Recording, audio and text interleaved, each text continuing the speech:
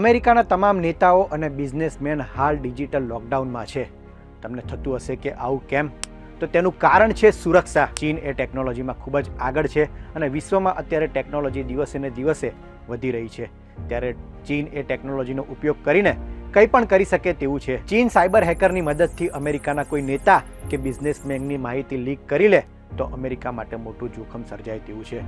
તેના જ કારણોસર જેવા ચીનની ધરતી પર નેતાઓ કે બિઝનેસમેનો આવ્યા છે ત્યારે તેમના પોતાના અંગત તમામ ડિવાઇસ લઈ લેવામાં આવ્યા છે. ત્યારે સવાલ એ છે કે આ ડિજિટલ લોકડાઉન છે શું?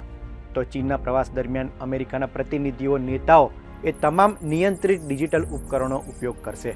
આને ડિજિટલ લોકડાઉન કહેવામાં આવે છે. તમામ લોકોને ટેમ્પરરી ઈમેલ એકાઉન્ટ અને લિમિટેડ ઇન્ટરનેટ એક્સેસ આપવામાં આવે છે.